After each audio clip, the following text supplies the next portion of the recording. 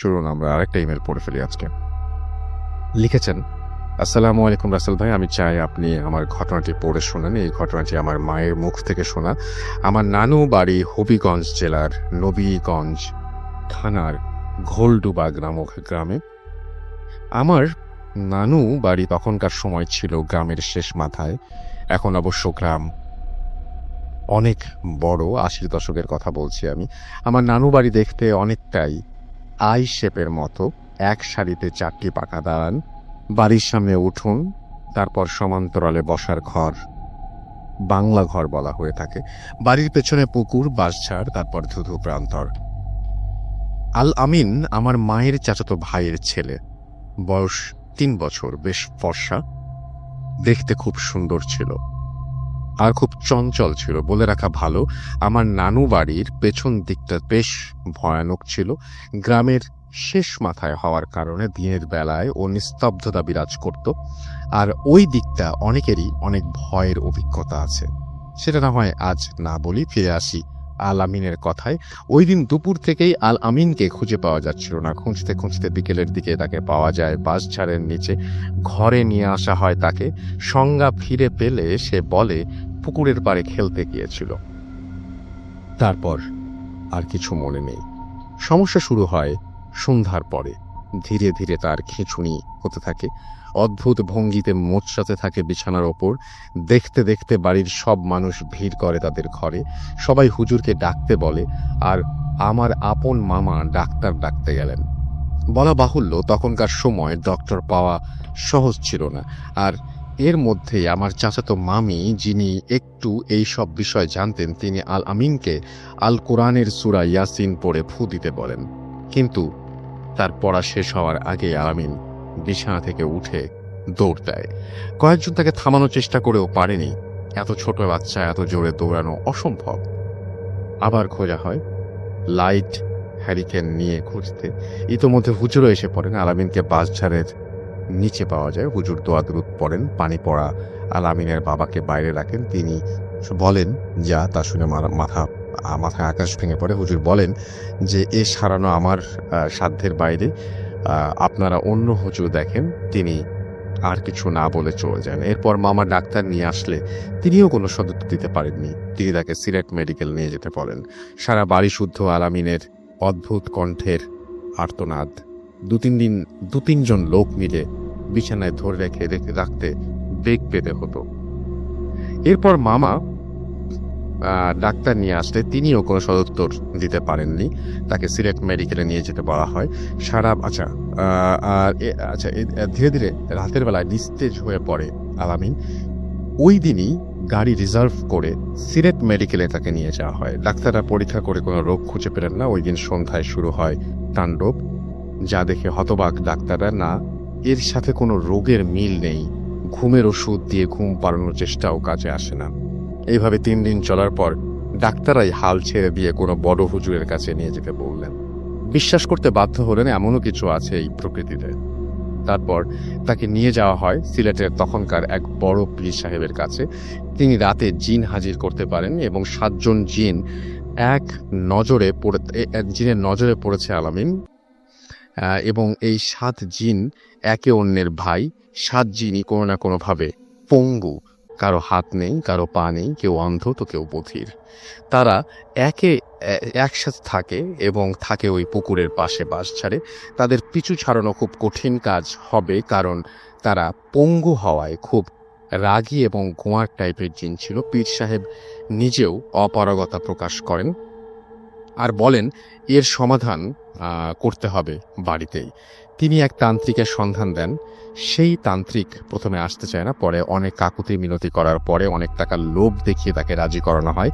তান্ত্রিক এসে উপস্থিত হয় বাড়িতে। তান্ত্রিক বাড়িতে এসে বলে 3 দিন ভর দুপুরে আল আমিনকে ঝাড়াতে হবে। যদি তা করা যায় তবে সে সুস্থ হবে, আর তা না হয়ে সে নিজেও জানে না। তান্ত্রিকরা ছিল 3 জন। তান্ত্রিকের বউ আর তার এটা মনে হয় পড়েছি আমি। এটা মনে হয় বাদ দেওয়াটাই ভালো, কারণ আমার কেন যেন মনে হচ্ছে এটা আমি পড়েছি। যাই হোক, এমডি প্লাদন আছেন আমাদের সঙ্গে এবং আমার সঙ্গে আছেন সাকিবুল ইসলাম আবিদ, মিম আছেন এবং তিনি আমার সঙ্গে শুনছেন বাড্ডা থেকে। আমার সঙ্গে আছেন দেখতে পাচ্ছি তাজিবুল ইসলাম, খুলনা থেকে শুনছেন তিনি। আমার সঙ্গে আছেন দেখতে পাচ্ছি এম এ মোজাম্মেল হক। ভাই, ভয় লাগে না কেন আমাদের লাইফে? ধরেন যে আপনি কোনো একটা কিছু অনুভূতি পাচ্ছেন না, কোনো একটা কিছু ফিল করতে পাচ্ছেন না, এইটা আসলে তাহলে খুব মুশকিল। কারণ আপনি যদি ফিল না করেন, ভয় যদি ফিল না করেন, তাহলে আপনাকে ভয় লাগানো খুবই অসম্ভব ব্যাপার। আপনার এই অনুভূতিটি যদি না থাকে, মুশকিল। ধরুন যে আপনি দুঃখের কোনো কিছু দেখছেন, আপনার হাসি পাচ্ছে, পেতেই পারে। আপনি আবার খুবই দুঃখের আবার হাসির কোনো কিছু দেখছেন, আপনার কান্না পাচ্ছে, হতেই পারে। এটা কি আমি জানি না এটা কি বলবো। একটা ছোট্ট ঘটনায় যাবো, যে ঘটনাটা ইমেলই, এবং আমি যেহেতু বললাম যে সব পুরো এপিসোডটাই একটা ইমেল দিয়ে করা যায় কিনা, আজ এটা ইমেল পড়ে ফেলি এই মুহূর্তে। তো ইমেলটি এরকম যে যেভাবে লিখছেন সেভাবে আমি পড়ছি। আসসালামু আলাইকুম রাসেল ভাই, আপনি সবসময় ভালোর দলেই থাকেন, তাই জানতে চাইলাম না কেমন আছেন। আমি ইকরামুল ইসলাম সিফাত, বাসা সিরাজগঞ্জ। আমি স্টুডিওতে সে ঘটনাটি শেয়ার করতে পারবো না, আপনি ইমেলটি পড়ে শুনলে খুশি হব। তারপরে থেকে ঘটনায় গেছেন। ঘটনাটি এরকম: 2016 নভেম্বর মাস, প্রচন্ড শীত। এরকমই একটি শীতের রাতে আমি যখন আমার সমস্ত কাজ করে ঘুমোতে যাব, ঠিক তখনই আমার ফোনে একটি ফোন আসে। রাত আনুমানিক 12:10 কি 20 হবে। এত রাতে তো আমায় কেউ ফোন করে না, নাম্বারটি অপরিচিত। ধরতে ফোনটি কেটে গেল। আবার 1 মিনিটের মধ্যে ফোন আসলো। কলটা ধরতেই শুনি ফুফাতো বোনের হাজব্যান্ড। সে নাকি আর 2 ঘন্টার মধ্যে কড্ডার মোড়ে, মানে যমুনা সেতু হাইওয়ের বাস স্ট্যান্ডে নামবে, আমাকে গিয়ে তাকে আনতে হবে। আমি একা কিভাবে যাব, তাও আবার এত রাতে? যখন এসব ভাবছিলাম, তখনই মনে হলো ফুফাতো ভাইকে ফোন করে শুনি সে নাকি রাজশাহীতে গেছে কোনো এক দরকারি কাজে। এই কথা শুনে রেগে কলটা কেটে দিয়ে আমি একাই বাইক নিয়ে যাওয়া আরম্ভ করলাম। বলে রাখা ভালো, আমার বাসা থেকে হাইওয়ে 25 থেকে 30 কিলোমিটার দূরে এবং 2টি বাইপাস আছে। 2 নম্বর বাইপাস ছোট বলে এই বাইপাস দিয়ে কোনো বাস ট্রাক চলাফেরা করে না, কিন্তু সিএনজি চলাফেরা করে, তাও আবার রাত 10টা পর্যন্ত। আমি ভুলে 2 নম্বর বাইপাস দিয়ে যাই এবং সেই বাইপাসে ঘটে আমার জীবনের ভয়ঙ্কর ঘটনা। প্রচন্ড ঠান্ডা আর কুয়াশার 10-15 গজ, কুয়াশায় 10-15 গজ সামনে কি আছে ভালোভাবে দেখা যাচ্ছে না। আমি রাস্তাটা ভালোই চিনতাম, তাই আমার কোনো রকমের অসুবিধা হওয়ার কথা না। কিন্তু সেই রাস্তাটা পুরোটাই ফাঁকা ছিল এবং আশেপাশে কোনো বাড়ি ঘর ছিল না। প্রায় 15 কিলোমিটার চলে এসেছি। সামনে দেখি একটা দোকান। আমি সিগারেটে আসক্ত ছিলাম, তাই দোকানের সামনে বাইক থামালাম। দোকানে কেরোসিনের বাতি জ্বলছে, দোকানদারকে দেখা যাচ্ছে না। আমি না দেখেই বললাম, একটা সিগারেট দেন তো। সিগারেট হাতে নিতেই দোকানদারের কালো চাদর দেখতে পাই। সে বলল, যেখানেই যাও না কেন আমার সামনের দিকে যেও না, আর সামনের দিকে যেও না, বিপদ হবে। লোকটার কণ্ঠস্বর কর্কশ। আমি সিগারেটের দাম দিলাম এবং তার কথা শুনেও না শোনার ভান করে বাইক নিয়ে আবার যাওয়া আরম্ভ করলাম। যত সামনের দিকে যাচ্ছি কুয়াশার পরিমাণ ততই বেড়ে চলেছে। এভাবে 6-7 কিলোমিটার চলে এসেছে। হঠাৎ দেখি একটা লোক রাস্তার মাঝে বসে আছে আর কি যেন কুড়াচ্ছে। আমি পাগল মনে করে হর্ন দিতেই লোকটি আমার দিকে এগিয়ে আসে। গায়ে চাদর, কালো চাদর, মুখটা ঢাকা ছিল।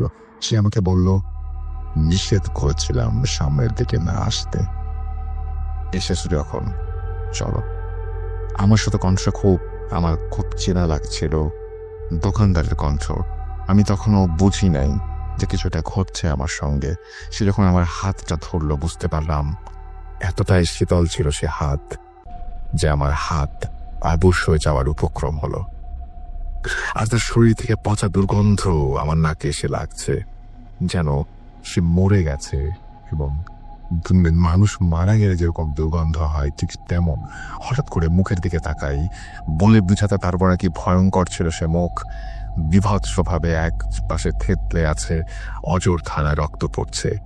এই দৃশ্য দেখে আমি সেন্সলেস হয়ে যাই আর নিজেকে আবিষ্কার করি একটা সিএনজির হর্ন শুনে। আর আমি আমার বাইক থেকে 20-25 গজ দূরে ছিলাম। আমি কিভাবে বাইক থেকে 20-25 গজ দূরে?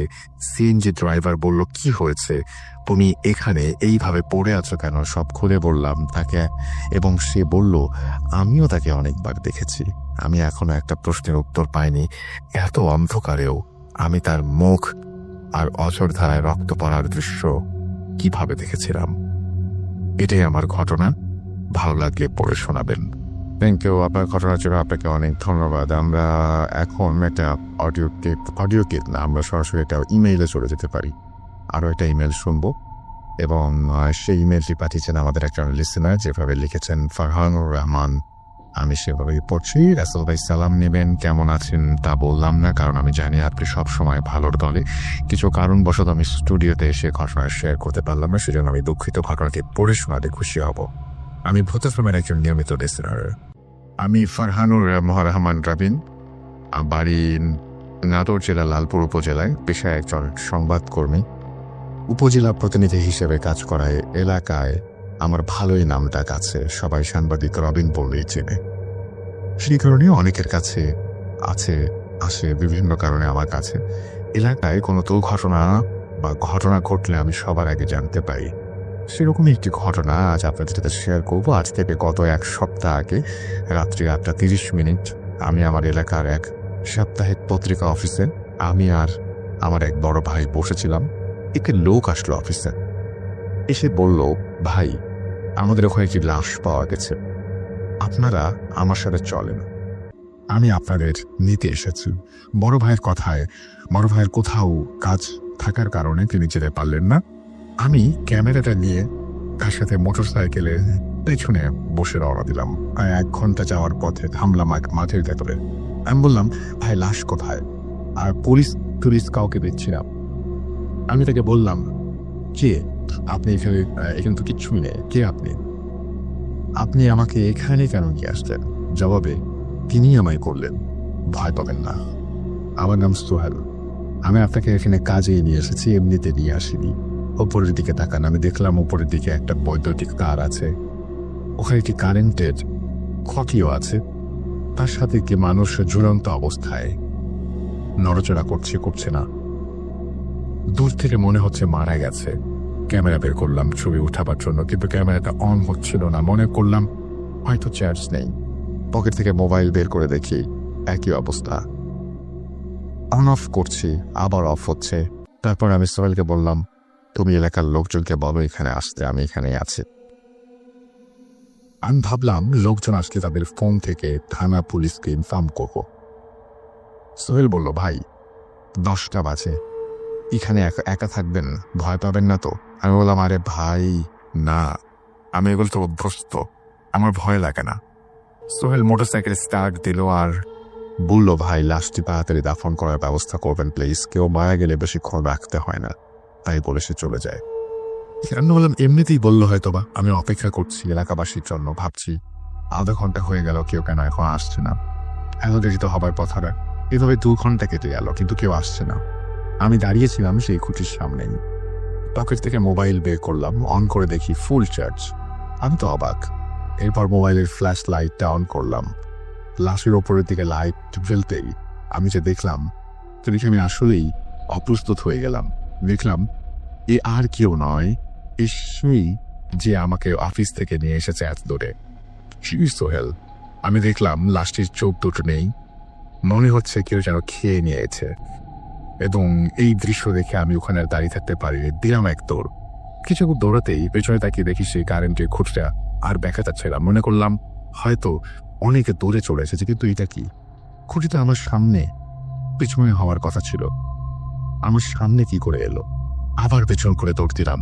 10 মিনিট পর পার হয়ে দেখি আবার সেই কারেন্টের খুঁটির সামনে লাশটি ঝুলছে তারের সাথে। লাশের চেহারায় এবার একটু পরিবর্তন লক্ষ্য করলাম। আমি নিজেকে আর ধরে রাখতে পারলাম না, জ্ঞান হারালাম। আমার জ্ঞান ফিরল আনুমানিক 10টার দিকে। আমি নিজেকে আবিষ্কার করলাম একটা ধান ক্ষেতের মধ্যে, যেখানে আমি ছাড়া আর কোনো মানুষ ছিল না, ছিল শুধু সেই বৈদ্যুতিক খুঁটি, কিন্তু তার সাথে কোনো লাশ ছিল না। আমি হাঁটতে হাঁটতে বাড়ির দিকে যাত্রা শুরু করলাম। দেখলাম মোবাইল ক্যামেরাটা আমার পকেটেই আছে। মোবাইল বের করে দেখি 78টি মিস কল। রাতে বিরেতে রাতের আর কারণে সবাই আমাকে খোঁজাখুঁজি করেছে। বাড়ি ফিরলাম, সবাই বলল রাতে কোথায় ছিলে। তোমায় কতবার বলেছি ফোন করলে রিসিভ করবে। আমি বললাম রাতে এক বন্ধুর বাড়িতে ছিলাম, মোবাইল ফোনটা সাইলেন্ট ছিল, বুঝতে পারিনি। আমি আমার সাথে ঘটে যাওয়া সেই ঘটনাটি আমার বাড়ির কাউকে আজ পর্যন্ত বলিনি। তার অফিসে সেই বড় ভাই, তার কাছে জানতে চাইলাম সেদিনের কথা, মানে সোহেলের কথা। তিনি বলেন, কই হবে, সে তো তোমার অফিসেই আসুন। আর সোহেলকে কোথায় লাশ পাওয়া গেছে, কি বলছো এইসব তুমি? এগুলো শুনে আমি পুরো অবাক, এবং আমার সাথে ঘটে যাওয়া এই রহস্য আমি আজ পর্যন্ত খুঁজে পাইনি। এই ছিল ঘটনা। যদি আপনার ঘটনা সত্যি হয়, যদি আপনার সাথে সত্যি ঘটে থাকে, তাহলে ব্যাপারটা খুবই রহস্যজনক। এবং আমি সবসময় আশা করি যে ফোনে যারা ঘটনা পাঠান তারা সেটা যাচাই বাছাই করে পাঠান বা সত্য ঘটনা পাঠান। আমি সেটাই এক্সপেক্ট করবো, কারণ আমি আপনার মাথার ভেতরে ঢুকে দেখতে পারবো না আপনি সত্যি বলছেন না মিথ্যা বলছেন। কিন্তু যদি এইটা সত্যি হয়ে থাকে তাহলে ব্যাপারটা আসলেই রহস্যজনক। যদি মানুষ এসে আপনাকে নিয়ে গেল এবং তারপরে সেই মানুষটি উধাও, সেই লাশের সাথে কোনো সম্পর্ক নেই। আমি অনেক দিন আগে একটা ঘটনা শুনেছিলাম, এরকম ভূতফিল্মে শেয়ার করা হয়েছিল, যে একটি হসপিটালের ঘটনা যেখানে একটি বাচ্চা লাশকে নিয়ে আসা হয়েছিল এবং সেই লাশটির মানে খুবই অদ্ভুত ব্যাপার যে সেই একজন মহিলা সেই লাশটি কোলে নিয়ে দাঁড়িয়েছিলেন এবং তিনি আপ্যায়ন চেষ্টা করছিলেন যে হেল্প চাওয়ার জন্য। পরে যখন গার্ড এসে বলে ডাক্তারকে যে একটা লাশ এসছে, একজন মহিলা সাথে করে নিয়ে এসছেন, বাচ্চার অবস্থা খুব খারাপ, তখন লাশ না, তখনও বাচ্চাটা জীবিত ছিল। এরপরে তিনি বাচ্চাটাকে ভেতরে ঢুকলেন মা সহ, এবং মা একদম মানে নবজাত বাচ্চা। তারপরে সেই মা এসে সেই বাচ্চাটিকে যখন রুমের মধ্যে শুয়ে দেয়, তখন তিনি পরীক্ষা করে বলেন যে এক্সামিন করে, এবং তিনি বলেন যে না, বাচ্চাটা ওর যে মারা গেছে। এবং তারপরে তিনি কোনো একটা কারণে সম্ভবত কাউকে ডাকতে বা আচ্ছা, তিনি তারপর সামনে তাকে দেখেন যে মাটি নেই। মাটি খুঁজছে তিনি সেই ঘর থেকে বেরিয়ে আসেন, এবং সেই ঘর থেকে বেরিয়ে এসে তিনি দেখেন যে যেই গাইডটি খবর দিয়েছিল সেই গাইডটি ওখানে অন্য একজন আছে। তিনি তখন তাকে জিজ্ঞেস করেন যে কী ব্যাপার, তুমি আমাকে ডাকলে, একটা মহিলা আসলো, সেই মহিলা নাই, এরকম ধরনের এতে ঘটেছিল ব্যাপার। তারপর তিনি গাইড বলেন যে কই, আমি তো আজকে ডিউটিতে আছি, এবং যার কথা আপনি বলছেন যে আপনাকে দেখেছি সে তো ডিউটিতে আজকে আসেনি। আমার হঠাৎ করে এই ঘটনাটা পড়ে ওই ঘটনাটার কথা মনে পড়ে গেল আর কি। তারপরে বলেন যে তাহলে ওই রুমের মধ্যে গিয়ে বাচ্চাটা তো আছে, তো উনি যান এবং যে দেখেন যে না, সেখানে কোনো বাচ্চাও নেই, মা তো থাকে আগেই চলে গেছে, মায়ের থাকার কোনো কথা নেই। এবং কিন্তু সেই বাচ্চাটিকে যেটাতে জড়িয়ে, যে কাপড়টিতে বা টাওয়েলে করে জড়িয়ে নিয়ে আসা হয়েছিল, সেটি সেখানে আছে। তো এটি একটা রহস্যজনক ব্যাপার। এরকম রহস্যের সমাধান আমরা আসলে সত্যি অনেক সময় করতে পারি না। তো আমরা যেটা এখন করবো সেটা হচ্ছে ছোট্ট বিরতি নিব, বিরতির পরে আবারও ফিরে আসবো। সেই পর্যন্ত আশা করছি আমার সঙ্গেই থাকবেন এবং stay tuned for Radio Fruity, AFM and Do Fruity। তো আমরা যখন নেক্সট ঘটনায় চলে যাই, এটা একটা ইমেল, এবং সেই ইমেলটাই পড়তে চাই। এবং এই ইমেলটি যেভাবে আছে সেভাবে পড়ছে, হ্যালো রাস্ত্র ভাই, আমি শরণ রহমান আনন্দ।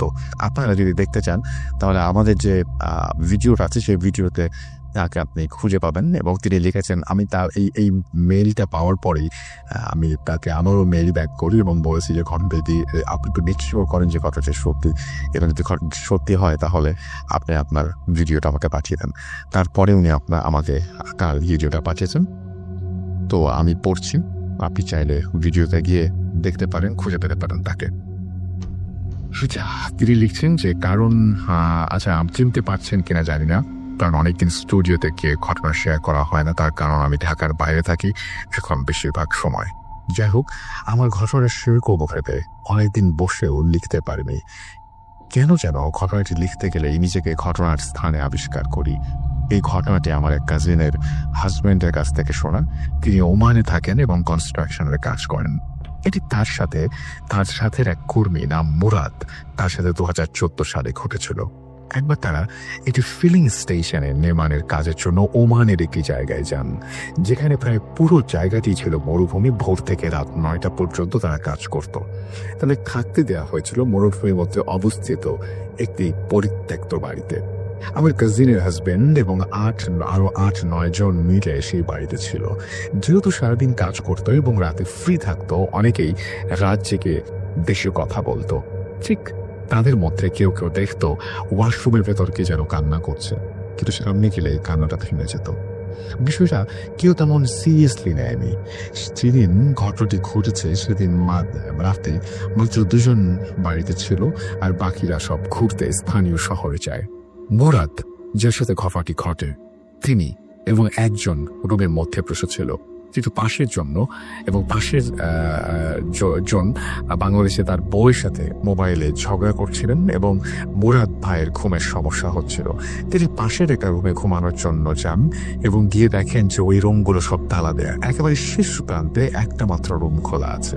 তিনি সেখানে যান এবং দরজা খুলতেই দেখেন এই রুমটা এখনো ব্যবহারই হয়নি। একটা খাট বিছাও ছিল, এছাড়া কিছুই নেই ঘরের মধ্যে। মুরাদ ভাই একটা বালিশ নিয়ে ঘুমিয়ে পড়েন। হঠাৎ তার মনে হয় তিনি স্বপ্ন দেখছেন। একটা মাঝ বয়সী মেয়ে তার ঘরে প্রবেশ করলো। তার মুখটা এতটা খোলাটে যে কিছু বোঝা যাচ্ছিল না। মেয়েটা এসে তার মাথার কাছে বসলো এবং বাম হাতটা ধরলো। কিছু বুঝে ওঠার আগেই মুরাদ ভাইয়ের বাম হাতের মাঝখানের আঙুলটা একটা ধারালো ছুরি দিয়ে অর্ধেক করে ফেললো। টপ টপ করে খাজা রক্ত পড়ছে সেখান দিয়ে। তারপর সেই কাটা জায়গাটা পাশের দেয়ালে, সেই কাটা জায়গাটা দিয়ে পাশের দেয়ালের মধ্যে কি যেন লিখলো। মুরাদ ভাই স্পষ্ট দেখলো সেখানে লেখা গো, জাস্ট এইটুকুই লেখা। ঠিক তখনই মুরাদ ভাইয়ের ঘুম ভেঙে যায় এবং তিনি বাম হাতে বেশ ব্যথা অনুভব করেন। তাকিয়ে দেখেন তার বাম হাতের মাঝের আঙুলটি কাটা এবং দেয়ালে সত্যি বড় করে লেখা গো, যেটা তিনি স্বপ্নে দেখেছেন। ভয়ে মুরাদ ভাই চলে চিৎকার দেন। আশেপাশের রুম থেকে সবাই ছুটে আসে এবং এসে মুরাদ ভাইকে সেন্সলেস অবস্থায় পড়ে থাকতে দেখে। মুরাদ ভাইয়ের জ্ঞান ফিরলে তিনি পাগলের মতো আচরণ করতে শুরু করেন। তিনি সবাইকে ভয় পাচ্ছিলেন। সবচেয়ে আশ্চর্যের ব্যাপার, আমার কাজিনের হাজবেন্ড সহ সবাই সেই লেখাটি দেখেছিল তাজা রক্ত দিয়ে লেখা গো, GO, গো। এরপর তার সাথে বাড়ি ছেড়ে চলে যান এবং পরবর্তীতে মুরাদ ভাই একটু সুস্থ বাড়ি পিছিয়ে চলে আসেন। কিন্তু তিনি প্রায় নাকি দেখতে পেতেন মাঝরাতে মেয়েটি তার মাথার কাছে বসে ফিস ফিস করে কি যেন পৌঁছা। তিনি ভাষা বুঝতে পারতেন না। লাস্ট গত বছর নোয়াখালীতে এক সড়ক দুর্ঘটনায় তিনি মারা যান। এই ছিল ঘটনা। ভালো লাগলে পড়ে শোনাবেন। ভূত ফ্যামিলি লিসনারদের জন্য নতুন বছরের শুভেচ্ছা। ভদ্রলোক কি আঙুলটা নিজেই কেটে সবার উদ্দেশ্যে লিখেছিলেন গো, নাকি স্বপ্নের মধ্যেই বা ঘুমে জাগরণে কেউ রুমের মধ্যে ঢোকে তার আঙুলটা কেটে দেয়ালে লিখেছিল গো? ভাবুন, চিন্তা করুন এবং কমেন্ট সেকশনে গিয়ে কমেন্ট করুন। চলে যাচ্ছে একটু ছোট্ট বিরতির করে নতুন অতিথিদের নিয়ে আবারও ফিরে আসবো। সেই পর্যন্ত আশা করছি আমার সঙ্গে থাকবেন। Bhoot FM, the night comes alive with Gramophone. যেভাবে লেখা আছে আমি সেভাবেই পড়ার চেষ্টা করছি। আসসালামু আলাইকুম রাসেল ভাই, আশা করছি মহান আল্লাহ তাআলার অসীম রহমতে আপনি ভালো আছেন। আমি রাকিব হাসান, বেগম রোকেয়া বিশ্ববিদ্যালয় রংপুরের 3য় বর্ষে অধ্যয়নরত। কয়েকদিন আগে যখন শীতকালীন ছুটিতে বাসায় গিয়েছিলাম তখন আমার সাথে একটি ঘটনা ঘটে। জানি না ঠিক কি কারণে আমার সাথে সেই ঘটনাটি ঘটেছিল। ভালো লাগলে ভূত ফ্যামিলি লিসনারদের পড়ে শোনাবেন। দূরত্ব অনেক বেশি হয়, আমার পক্ষে স্টুডিওতে যাওয়া সম্ভব নয়। বাসায় আসলে বরাবরের মতোই মা আর আপুর কবরের পাশে গিয়ে আমি দাঁড়িয়ে থাকি। ওখান থেকে ফেরার আগে সাধারণত একটা মোনাজাত করে আসি। সাধারণত দেখা যেত দিনে ব্যস্ত থাকার কারণে আমি রাতে বেশিরভাগ সময় যেতাম। রাত 11টা বা 12টা কোনো ব্যাপার ছিল না। বরাবরের মতো এবারও বাসায় এসে মায়ের কবরের পাশে দাঁড়িয়েছিলাম। রাত তখন আনুমানিক 12টা বাজবে। আনুমানিক বললাম কারণ আমি ফোনটা রুমের চার্জে দিয়ে রেখে গিয়েছিলাম। মায়ের কবরের যে দিকটা একটু ধারণা দিই, কবরের সামনে দিয়ে একটা রাস্তা চলে গেছে, পাশে ছোট একটা কলা বাগান, আর একটু এগিয়ে গেলেই একটা 3 রাস্তার মোড়, পাশে একটা কবরস্থান। আমার হাতের ডান সাইডের পাশে বেশ কটা বাড়ি। সাধারণত দিনের বেলায় বাসায় এসে ফ্রেন্ডদের সাথে ঘোরাফেরা করার কারণে দিনে বাসার দিকে কারোরই খোঁজ নেওয়া হয় না। বরাবরের মতো মোনাজাত শেষ করে বাসায় ফিরছিলাম, হঠাৎ মনে হলো অনেকগুলো মানুষ এইদিকে এগিয়ে আসছে। একটু সামনে এগিয়েই বুঝতে পারলাম সামনে একটা লাশ, আনুমানিক 20-25 জন মানুষ এইদিকে নিয়ে আসছে। আমার মনে হলো কি ব্যাপার, কে মারা গেছে এইদিকে? কই, বাবা তো সেরকম কিছু বললো না। আর লাশের সাথে সাধারণত এত কম মানুষ থাকে না, আর কেনই বা এত রাতে দাফন করতে হবে? তো যাই হোক, আমার মনে হলো অনেক রাত, এজন্য হয়তো মানুষ এত কম। লাশ নিয়ে আমরা যখন সবাই সামনে আসলো, দেখলাম এদের একজনকেও আমি চিনি না। একজনকে জিজ্ঞেস করলাম, ভাই কে মারা গেছে? কিন্তু কোনো উত্তর এলো না, শুধু ইশারায় তাদের সাথে চলতে পড়লো। আমি ভেবে পাচ্ছিলাম না যে কি করব। সত্যি বলতে ভয় জিনিসটা তখন পর্যন্ত কাজ করেনি, কারণ আমি সাধারণত গ্রামের মানুষদের খুব বেশি একটা চিনি না। ভাবলাম হবে হয়তো কেউ গ্রামের, আর অন্ধকার তো, তাই হয়তো কাউকে শুরুতে দেখতেও পারছি না আর চিনতেও পারছি না। 7-5 না ভেবে আমি তাদের পিছু নিলাম। কিছু দূর এগিয়ে যাওয়ার পরে হঠাৎ করে একজন এগিয়ে এসে আমাকে লাশের খাটিয়া ধরতে বলল। সত্যি বলতে কি, আমি কোনোদিন লাশের খাটিয়া ধরিনি। মা এবং আপু যখন মারা যায়, ভাইয়ারা আমাকে খাটিয়া ধরতে দেয়নি। পরিবারের আমি ছোট কিনা, এই জন্য তারা মনে করতো আমি কোনোভাবে ভয় পাবো। কিন্তু আজকে এরা আমাকে হঠাৎ করে বলছে এই কাজটা করতে, একটু ঘাবড়ে গেলাম। তখন বললাম, আসলে এরকম কোনো অভিজ্ঞতা আমার নেই, এই কাজটা আমি করতে পারবো না। লোকটা এমন চোখ করে আমার দিকে তাকালো, আমি অনেক অনেক ভয় পেয়ে গিয়েছিলাম। কার চোখ যে এমন হতে পারে আমার জানা ছিল না। তো বাধ্য হয়ে যখন খাটিয়া ঘাড়ে নিলাম, সত্যি এত ভারী জিনিস আমি কখনো বহন করিনি বলে আমার মনে পড়ে না আমি এত ভারী কোনো জিনিস কখনো বহন করেছি। একটা মানুষ, তার ওজন আর কত হতে পারে? স্বাভাবিক হলে 70 কেজি, সেখানে 4 জন মিলে ধরে আছি 70 ভাগ, বুঝেন ওইটা কত কমে যাওয়ার কথা। কিন্তু আমার কাছে মনে হলো ওজন আনুমানিক 3 মণ তো হবেই। খুব কষ্ট হচ্ছিল। তো আমি ভাবলাম সামনের কবরস্থানটিতে হয়তো নিয়ে যাব, কিন্তু কি, সামনের কবরস্থানে না গিয়ে আরো সামনে তারা এগোতে থাকলো। ধীরে ধীরে লোকালয় ছেড়ে একটা ফাঁকা জায়গায় নিয়ে আসা হলো আমাদের। এই জায়গাটা আমি চিনি। ভাবতে লাগলাম, কি ব্যাপার, এদিকে তো কোনো কবরস্থান নেই, তাহলে ফাঁকা এই জায়গায় কোথায় কবরস্থ করবে এই লাশটাকে? খাটিয়া থেকে যখন লাশটা নামানো হলো, তখন জানাজার জন্য প্রস্তুত হলো সবাই। ভাবেন, রাত প্রায় আনুমানিক 1টা বাজতে চলেছে। এখানে বলে রাখা ভালো যে এতগুলো মানুষ ছিল যে আমরা একটা লাশ, আশ্চর্যজনক হলেও কারো কাছে একটা লাইট ছিল না। এবং সব থেকে আমার কাছে অবাক লেগেছে এই বিষয়টা, চাঁদের আবছা আলোয় এত দূর পর্যন্ত আমরা আসলাম। জানাজা শেষে যখন লাশটাকে কবরস্থ করতে হবে, তার একটু আগে আমি একটু সাইডে গিয়ে জুতার হুক লাগাচ্ছিলাম। এরপর যখন সেটি লাগিয়ে লাশের কাছে আসলাম, সব থেকে অবাক করার মতো বিষয় ঘটে তখনই। আমি দেখলাম একটা মানুষও নেই, সামনে খাটিয়া লাশ পড়ে আছে। ব্যাপারটা আমার কাছে খুব অবাক লাগলো। নিমেষে এতগুলো মানুষ কিভাবে গায়েব হতে পারে? বুঝতে পারলাম খুব বাজে কিছু একটা ঘটতে চলেছে আমার সঙ্গে। আমি ভাবলাম আমাকে এবার এখান থেকে কেটে পড়তে হবে। একটু কৌতূহল বশত লাশটাকে দেখতে ইচ্ছে করলো। এটা আমাদের গ্রামের কার লাশ। তাই এগিয়ে গিয়ে যখন কাপড়ের মুখটা খুলে লাশটাকে দেখলাম, লাশের চোখ চেহারাটা দেখে আমি আটকে উঠলাম, কারণ লাশের চোখ দুটো ছিল খোলা। কি ভয়ানক দৃষ্টি, খুব ঠান্ডা কিন্তু ভয়ানক সেই দৃষ্টি। রক্ত আমার হিম হয়ে আসার উপক্রম। ওখান থেকে ফিরবো, ঠিক তখনই আমার নাম ধরে সেই লাশটা ডেকে উঠলো। আমি বুঝতে পারছিলাম না আসলে আমার সাথে এসব কি হচ্ছে। দৌড় দিতে ধরবো, দেখি সামনে একটা খাটিয়া, তার সামনে আরেকটা লাশ। এই খাটিয়া আবার কোত্থেকে আসলো? হঠাৎ করেই দ্বিতীয় খাটিয়া থেকে কাফনে মরা লাশটা সামনে দিকে এগোতে লাগলো, আমার দিকে এগিয়ে আসছে। একবার ভাবেন, আমি আর সহ্য করতে পারিনি, নিজের সেন্স ধরে রাখতে পারিনি। শুধু এটুকু মনে হচ্ছিল আমাকে এখান থেকে পালাতে হবে, খুব খারাপ একটা কিছু করতে চলেছে আমার সঙ্গে।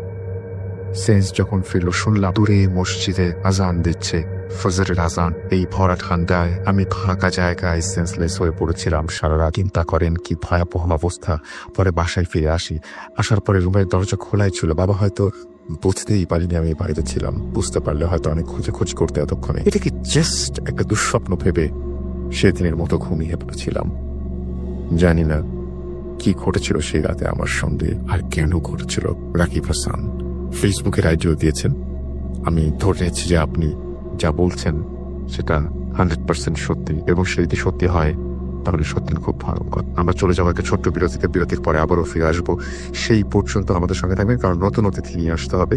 সেই পর্যন্ত আমাদের সঙ্গেই থাকবেন। Stay tuned to Radio Furti, 88 FM and Do Furti. Live with Gramming Phone. তো ইমেইলের যে প্রথম ঘটনাটি বলছো ফাতেমা, আপনারা চাইলে ভিডিওটা দেখে ফেলতে পারেন। আমরা চলে যাচ্ছি ঘটনায়। আসসালামু আলাইকুম রাসেল ভাই, আশা করি ভালো আছেন। ইমেলটি বাংলিশ ভাবে লেখার জন্য আমি ক্ষমা চেয়ে নিচ্ছি।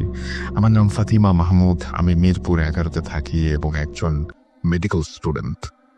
প্রথমেই বলে দিচ্ছি যে আমার এই ইমেলটি একটু বড় হবে, কিন্তু আমি যথাসাধ্য সংক্ষেপে লেখার চেষ্টা করছি। আমি যে ঘটনাটি লিখছি সেটা আমার সাথে ঘটে যাওয়া এবং এখনো ঘটছে এমন একটি ঘটনা। এটার কোনো সলিউশন আমি এখনো পাইনি। মনে রাখি, আমি যে জিনিসগুলো এক্সপিরিয়েন্স করেছি এবং করছি সব স্বপ্নের মধ্যে ঘটে। শুরুটা হয় 2011 সালের মাঝামাঝি দিকে। আমি তখন ক্লাস 7-এ পড়ি। সামার ভ্যাকেশন চলছিল, দেখে ওয়েদিন আমি অনেক রাত পর্যন্ত মুভি দেখি। মুভি দেখা শেষ করে ফ্রেশ হয়ে আমি ঘুমোতে যাওয়ার জন্য প্রিপারেশন নিই। বলে রাখা ভালো, আমার রাতে ভয় লাগে দেখে আম্মু আমার সাথে ওই রাতেও শুয়েছিলেন। দুপুরে ঘুমানোর কারণে আমার রাতে একটু ঘুম আসছিল না এবং সেই কারণে আমি জানলা দিয়ে বাইরে তাকিয়েছিলাম। হঠাৎ করে আমার কানের পাশে ফিস ফিস আওয়াজ শুনতে পাই এবং আমি ঘাড় ঘুরাই। দেখলাম আমার মায়ের পায়ের কাছে একজন মহিলা দাঁড়িয়ে আছে, যে লম্বায় প্রায় 7 ফিট, পুরো মাথায় ঝাঁকড়া এলোমেলো চুল, হাত দুটো অস্বাভাবিক লম্বা এবং কালো রঙের একটা কাপড় পরা। ঘর আবছা আলোকিত হওয়ার কারণে মহিলাকে কিছুই স্পষ্টভাবে আমি দেখতে পাচ্ছিলাম না। তার সাদা মণিবিহীন চোখ দুটো ছাড়া। আমি 30 সেকেন্ডের মতো সময় ধরে মহিলার অবয়বটির দিকে তাকিয়েছিলাম। ভয়ে আর আতঙ্কে আমার পুরো শরীরে জমে গিয়েছিল। আমি চিৎকার করে আম্মুকে ডাকছিলাম, কিন্তু গলা থেকে কোনো আওয়াজই বের হচ্ছিল না। আম্মু, আমার আর কিছু মনে নেই। তারপর হয়তো জ্ঞান হারিয়ে ফেলেছিলাম। সকালে আম্মুকে সব বলতে আম্মু বলেছে আমার মনে হয় স্লিপ প্যারালাইজ হয়েছিল এবং হয়তো যার ফলে হ্যালুসিনেশন হয়েছে। কিন্তু আমি জানি আমি কি দেখেছিলাম।